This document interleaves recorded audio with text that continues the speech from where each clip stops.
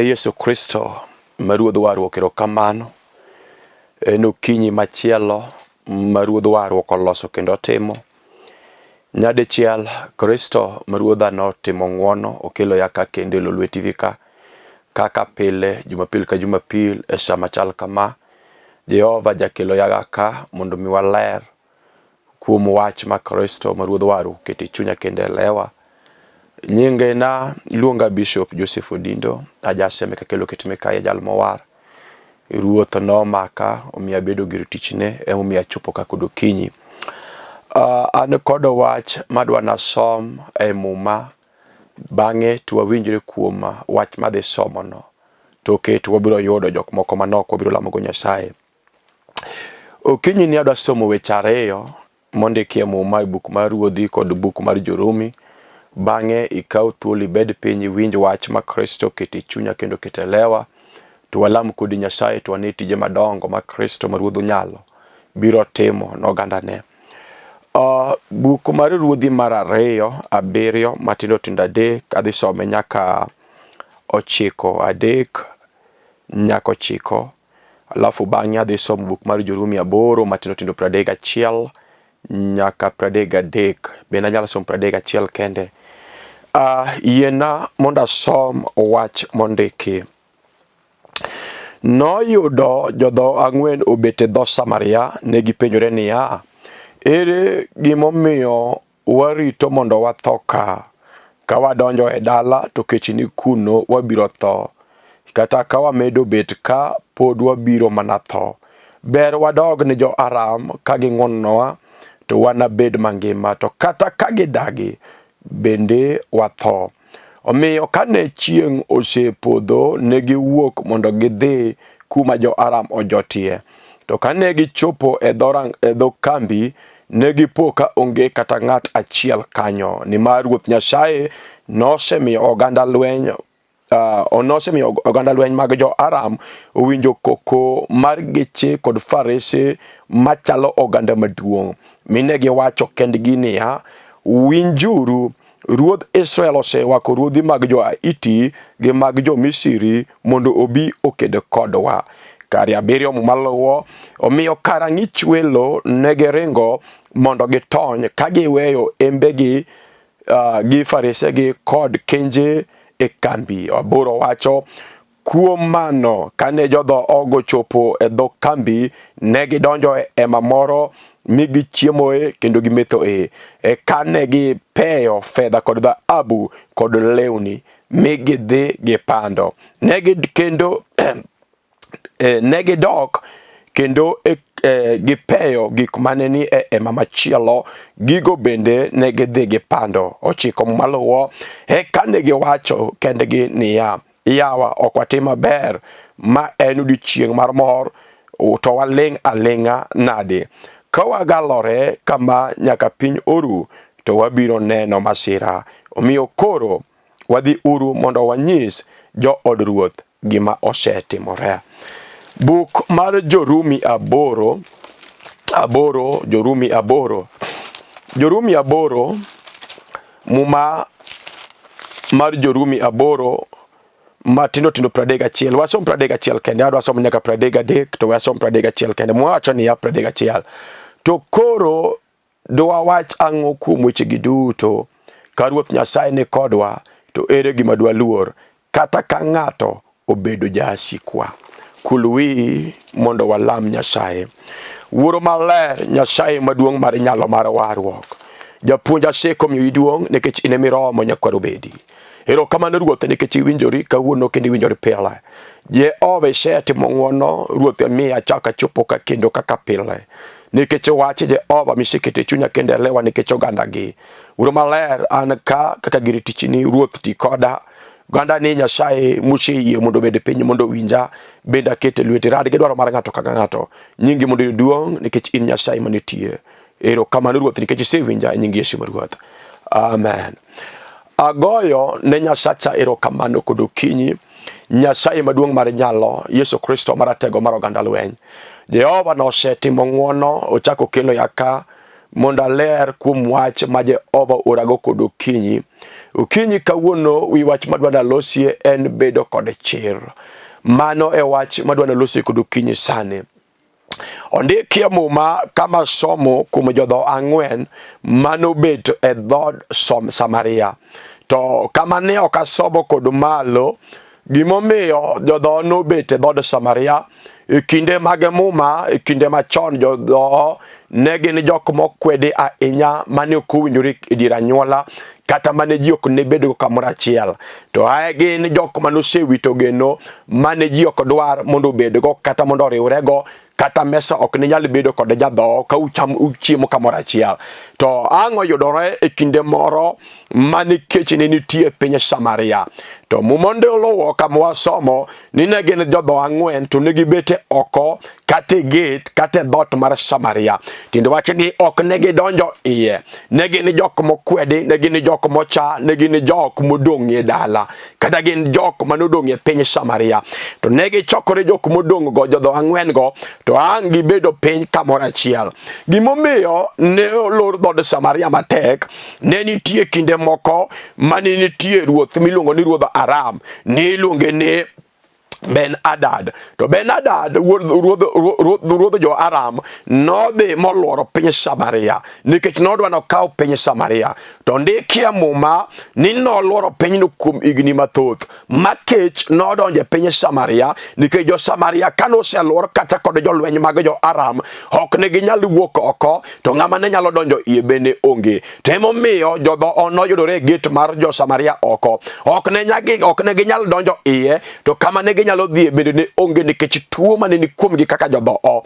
To mumondiko ni jo Aram kaachiel kod ruodhgi miluongo ni Ben Hadad noluoro piny Samaria kuom higni mathoth ahinya, ma chiemo mane jo Samaria nigo ne gichamo mane girumo. Nochopo kuma jo Samaria ne chamo nyaka wi pundni, kendo wi pundni ne inyalo ng'ol. Weri kod ring'o mar punda kata wi punda ne use chirni, kendo ok ne us pei mayot ahinya. Nochopo kuma nyaka kuru, chieth akuru ne inyalo cham. Ji ne inyalo ng'iewo nyaka chieth akuru ka gichamo. Kech nodhi e Samaria ma gima ne ng'ato nyalo chamo ne onge. Nochopo to an extent ma ji ne chamo nyaka nyithindgi.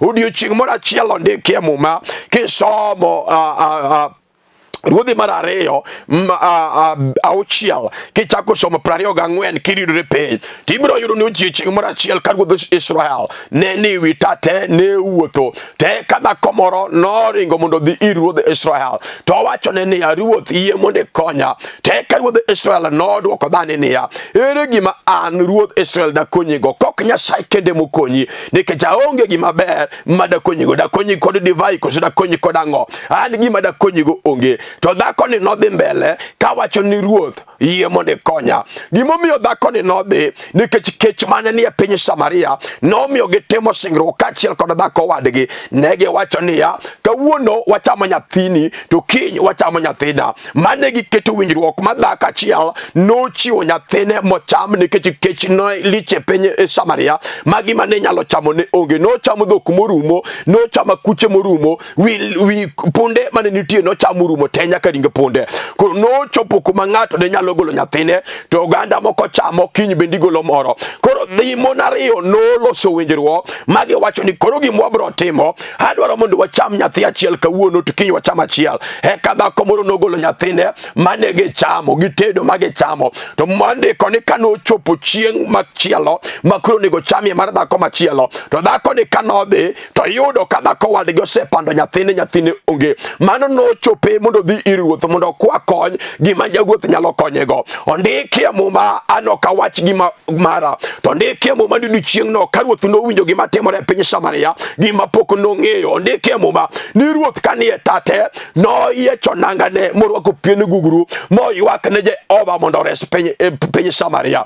To mane momiyo jodho bende yudore dhodho ang'wen mane ni e dhod Samaria, nikech jo Aram oluro e dhot ma onge ng'at madonjo to onge ng'at mawuok oko. kech nie kambi ma onge ng'at manyalo donjo. To ndikie muma ni jodho ka gin e dho oko mar Samaria, nikech nogolgi kod jo Samaria oko, nikech gin joma nigi dho, jok ma onge geno, jok ma onge duol, gin jok mocha, jok ma onge kod duol e piny Samaria. Koro gibet oko jodho ang'wen ka gipenjore ni to ere ng'ama di konywa. Gini bende kech negogi e dho gate kama gibeti oko ni. To ka girango kambi mag jo Aram, jok ma nyo loro ne jo Samaria, kacha chiemo nitie, nikech gin ema giteko jo Samaria teka. To Muma ler wacho niya, e kambi gi chiemo ne nitie, te piny Samaria gino lor negi onge gima ng'ato nyalo chamo, onge chiemo maber kuro. To jodho ochoko teko to penjore kendgi giwegi. E kama wasomo jodho ang'wen gi to giwacho niya, ere gimomiyo wabet ka mondo watho,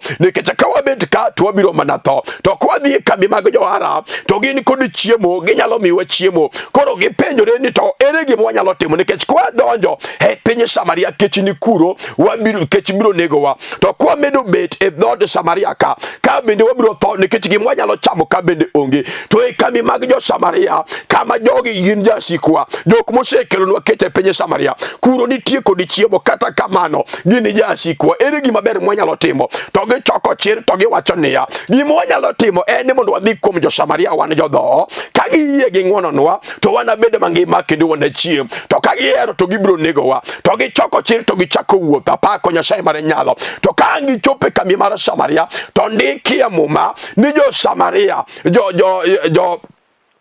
jo Aram hango winjo mutni maduong' ka gichigni chopo gotieno. To hango winjo mutni maduong' magi wacho kanege niya, winji ruodh Israel osewako jo Iti kachiel kod jo Amalek mondo bi okedo kodwa. To mano no chuno jo Aram mondo ringi, mondo otony kata mondo resi ngimagi. To Mumonde koni kani gichopo e kambi ne giyudo chiemo magi donje ema moro magi chiemo kendo gimethoe. Mane giyako gimoro amora mane ni ema no mane gidhi pando. Ne gitimo kamano nyaka ema machielo magi kaw gigo magi dhige pando. Okinyi kawuono adwa los kuom wach moro miluongo ni chir. Mumondiko ni jo Samaria ne ginie twech mar jela mag jo Aram manoluoro pinyno magi mane nyalo timore negi onge odikia Muma ni onge jal mane nyalo wuok oko, to onge jal mane nyalo donjo iye. Kama ne ng'ato nitie kanye mibetie, nikech noketgi e jela kod jasikgi ma onge gima ber mako kata dichuo ne nyalo neno. Omiyo jodho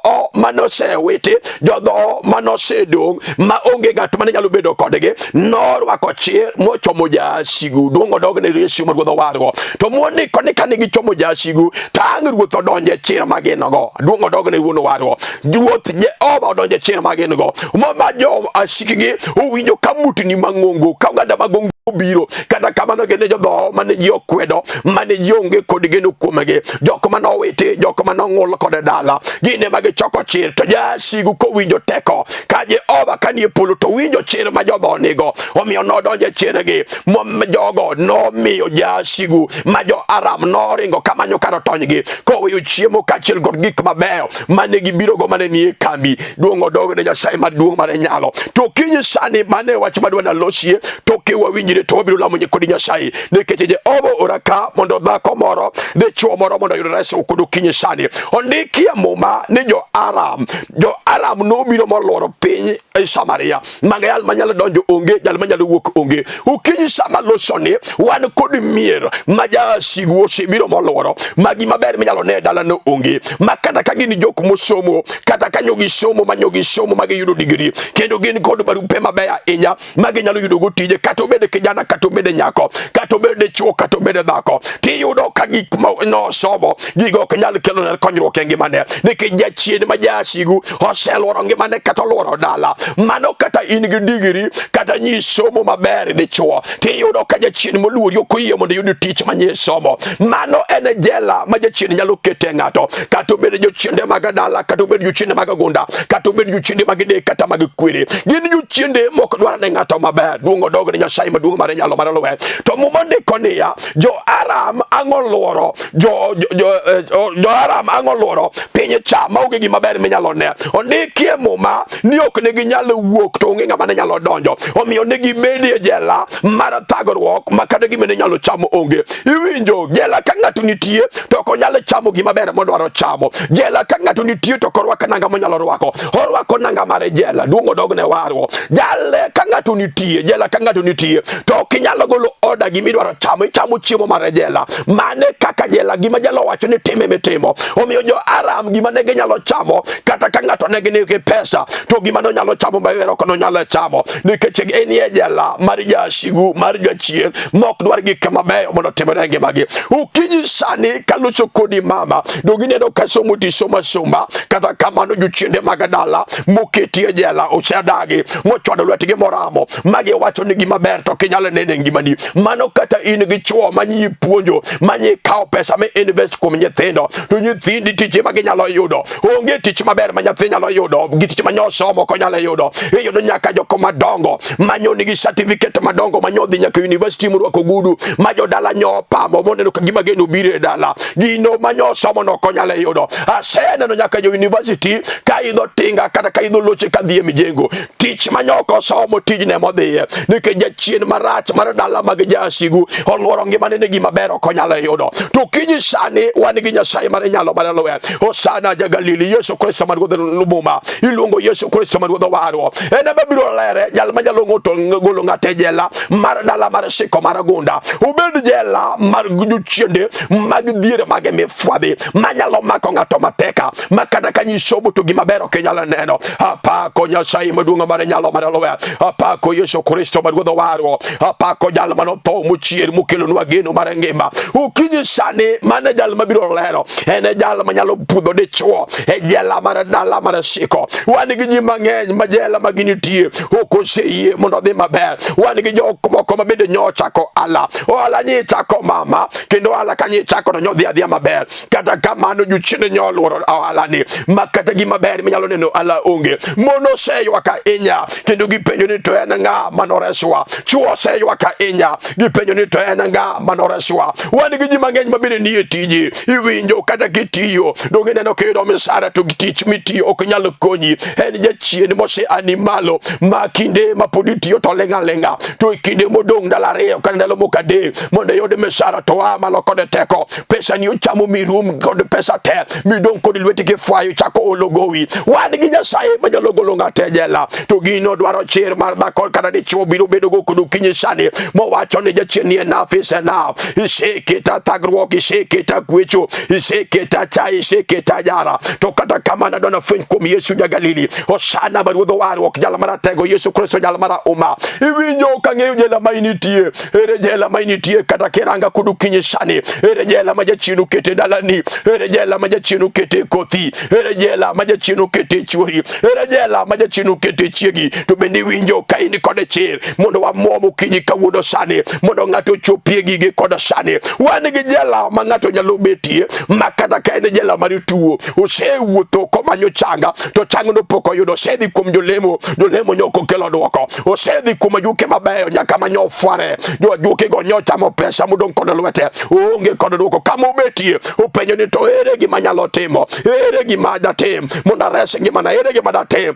mondo atony kuom gima tima, ere gima datim mondo ares dalawa, ere gima datim mondo ares kotha, datim ang'o mondo ares tija, ere gima nyalo timo malong'o mondo ares ngimana. Jehova nitie kod ukinyi sani jal manyalo tiyo kod chir ma dhako nigo. Iwinjo isebedo jal moluor ahinya omiyo jochiendi ong'iyo kuomi sandi kod warruok mar musalaba mar Kalvari. Wan gi mon mawara kata kamano jachien noyie to wacho niya warruok ibiro wari wara manonge shida. Kata kamano gigibo kibichopo kod warruok. Wan gi mon mawar kata kamano githaki e thagruok, gichieme e thagruok, chikul gi nyithindgi some e thagruok, lewni girwake e thagruok to gin kod Nyasaye manyalo golo ng'ate thagruok. Ukinyi sani jalemo ne gibedna kod chir mondo wachomla gi chunje mose sandigo. Muma ndiko niya jo Aram jodho gibedo piny to gipanjore ni to kwa bedo ka dong wabiro tho nikech kech ni e dala kata wadonjo mane piny Samaria dala waka to kucha kech nitie kendo kech nego ji to kwa bete oko mar gate ka bende wabiro tho nikech gima wachamo onge. Dong wachomo jasikwa dong odogne warwo dong wachomo jasikwa ka ging'wononwa to wanabedo mangima to ka gidagi to bende wanatho. Iwinjo Nyasaye tiyo kod chir mar ng'ato to jodho gi orwako chir, jodho manocha, jodho jodho manodong, jodho mane onge kod geno, girwako chiri kindgi kod giwegi, to Jehova korango jodho to neno ka jogi gin jok manigi chir, jongoche to nie dala, uwinjo ka jodho no dho nigi chir, to ka jodho chako wuotho, to Jehova donje tiendegi. Muma malera wacho niya, ni jo-Aram kanobedo kod otieno, to giwinjo mutni mang'ongo, koganda mag ng'ongo biro kochomogi tir, kod farese kochal ka gima farese biro, kod kachiel kod geche mag mach, to giwacho kindgi niya, ni winjuru, Jehova Nyasach Israel osewako jo-Iti, kendo gichomowa mondo gitiekwa, waringuru mondo waton. Kawuono kod okinyi wacho niya, ni ng'ato nyalo ringo mondo mi otony ne ngimane. Okinyi sani wacho niya, kirwako chir kod sani, to jasiki nyalo ringo. Kirwako chir kod okinyi sani, to jasigu mosemako ngimani, mosemako nyithini, mosemako dalani, mosemako kothi kod okinyi sani. Kirwako chir miwacho ni jachien osechaya moromo, kawuono adwa narwako chir mondo achomra kode. Jehova tiyo kod jal ma jachir, Jehova ok ti kod jal mangoche. Momondiko niya, Jehova ok osemiwa chuny mar ngoro, to Nyasaye osemiwa chuny mar teko mag jingo. Jehova miyo ng'ato chuny mar chir manyalo muomogo lagi chunje mag dala. Jehova miyo ng'ato chuny mar chir manyalo muomogo lagi chunje mag siko, mag mier, mag fuo, mier mag dala. Okinyi sani awacho niya, ka ng'ato ang' orwak chir kuom lagi chunje masande, to wacho niya, enough is enough. Jachien isesanda moromo, kawuono ok ichak isanda kendo, tichomori kod jachien kod okinyi sani, to Jehova biro donjo e chir mani kuomi, to Jehova biro ani malo kod teko. Awacho ni ok odeore gima jachien osetimo ne ngimani, awacho ni ok odeore kata gima jachien timo kod sani. Wan gi Nyasaye maranyalo maratego, jal manyalo timo ni ng'wono mama, wan gi Nyasaye jal maratego manyalo timo ni ng'wono dichuo. Iwinjo kata iwuokie dala, ine jal mochama onge kod gima ber maneno, kata ka jirangi to gineno ka ine jal mofuo maonge kod gik mabeyo manyalo wuok e ngimani. Wan gi ji mang'eny madalo oseng'ulo, kata jodongwegi biro oseng'ulo, kata kirange to ineno ka gima ber manyalo wuok kuome onge. Tawacho ni kod chir niya, kiyie kuom Yesu Kristo ma Ruodhwa warwa, kiyie kuom Yesu Kristo manyalo gik moko duto, to Jehova nyalo timo ni ng'wono. Okinyi sani wan kod chuo, wan kod vijana madala nyong'ulo, kama gibetie gipenjore, to ere jal manoresa, koranga anyuola to anyuola lokore kode, korango gweng' to jogweng' duto to lokore kode, nyaka nyithindo manyonyuola gi go, manyogi dhodho gothuna achiel lokore kode, kama obetie openjore, to ere ng'at mabiro resa. Kawuono kelo resruok kod okinyi, jal maratego Yesu, jal marahuma, jal ma kobedo jakori dhako, jal ma kobedo kori dichuo, to onge jal manyalo kedo kodi mitloi. Ka ng'ato walo Yesu, ma Jehova iwinji, ma Jehova bedo jakori, kata jasigo timang'o, onge gima ber manyalo wuok kuomgi, kata magi imi ok nyal imi. Jodho bedo kod chir, magi wacho ni okwabi bedo ka, wasebedo ka inya, wasebedo kwa inyore, wadwa chomo jasikwa kawuono. Ang'ayude dhako moro, magi ma jasigo setimo ngimane, owacho ni enough is enough, to wacho ni koro adwa rado kod jasigu, wich gi wich nikech awinjo kan kod chir, to chir ma an go adwa ni Jehova donjie. Nyasaye biro timo ni ng'wono, wacho ni kod adiera, adwaro jachir mondo wamuomogo, mondo Jehova timo ni ng'wono kod okinyi sani. Wach mana somo mar ariyo e buk mar Jorumi 8 muma maler wache kare 31 niya, ni to koro dwa wachang'o kuom wechegi duto. Ka Nyasaye obedo jakorwa, to ere gima dwa luor, kata ka ng'ato obedo jasikwa, ni ere gima dwa luor. Apako Jehova maduong' mar nyalo, ere gima dwa luor. Emomiyo wacho niya, adwaro jalo ma jachir, nikech luoro emomiyo jachino osenyoni kod tende, luoro emomiyo jachino osekawo gigi modhago, nikech iseluoro jasigu, iseluoro jochinde mag dala. Na wacho Jumapil mokalo ni Nairobi ka wan kod chuo kod mine moko sebire tich, giringo langi chunje mag dala, omiyo gibiro ka mondo gipondi. To wan kod Nyasaye manyalo kedo ne kor ng'ato, wan kod Jehova manyalo bedo jakor ng'ato. To emomiyo Paulo kono kanisa ma Jorumi niya, ni to ere koro wach, ere gima dwa wach kuom wechegi duto, ni ka Jehova bedo jakorwa, ere gima dwa luor kata ka ng'ato bedo jasikwa. Mane jal monego bedo jakori mama, mondo ilo langi chunje mag dala. Mane jal monego bedo kodi dichuo, mondo ilo langi chunje mag dhier, mag siko, mag gunda, mag dalau. Wan gi Nyasaye mar nyalo, Jehova ma kobedo jakor ng'ato, to ere gima inyalo luoro. Iseluor nikech Nyasaye pok obedo jakori. Iseloyi nikech Jehova pok obedo jakori. To ka Nyasaye obedo jakoro ng'ato, ere gima diluoro mama, ere jal manyalo chung' e nying Nyasaye madikedo kod Jehova. An je pok aneno, pok asome muma kama noloyo Nyasach kedo, pok asome muma kata pok opimna wach manotamo Nyasaye. Gima ng'eyo kod okinyi sani ni duto te nyalore kuom Yesu. Kata okinyi sani biro nyalore. Kata ka ng'ato osewuotho e tabu, osewuotho e thagruok machal ka gima osewito yie, Jehova nyalo duto ondike muma niya ni to kuom wechegi duto ere gima dwa luor ka Nyasachwa obedo jakorwa.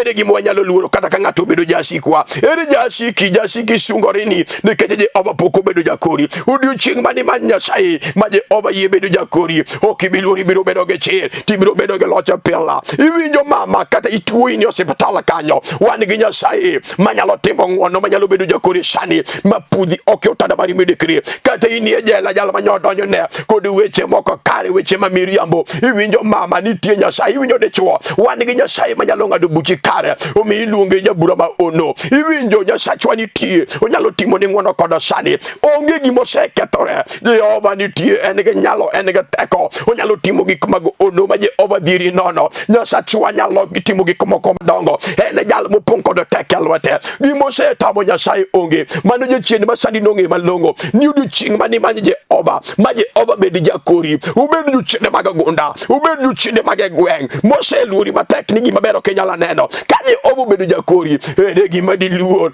En dhako mane onyuole kure, en dichuo mane onyuole gi dhako mane manyalo chung' e nyim Nyasaye. Ka Jehova amua mobedo jakori dichuo, ere gima diluor kata ka ng'ato obedo jasiki. Ere gima diluor kata ka ng'ato lokore kodi. Ere gima diluor kata ka ng'ato pango mondo inyi. Jehova nyalo kedo ni, Jehova nyalo mi loch. Awacho ni ok odeora gima jachien timo, awacho ni ok odeora gima wasigu pango. Ka ng'a Jehova obedo jakori, kata bed ni weche tek manade, iwinjo kijana, iwinjo nyako, iwinjo nyathi matin, Jehova kobedo jakori, tibiro yudo tich menye somo, mi yudo tich matiji konyi. To wan gi Nyasaye mar nyalo maratego, Jehova manyalo timo ni ng'wono kod okinyi sani. Ok ang'eyo ka ng'ato winja, nikech awinjo ka Ruoth oselima. Onego alamie kod ng'ato e studio ka, to ndikie muma niya ni ka ng'ato ni kod yie, to duto te nyalore kuom wa Nyasaye. Ka ng'ato ni kod yie, to duto te biro nyalore kod okinyi sani. Awacho ni kod adiera niya ni ka in kod yie, tiwinjo kirwako chir, to wacho niya jachien osesando kotha moromo, jachien osesando dalana moromo, oseluoro dalana gima ber ok anyalo neno. Makata japuonjo nyithindo,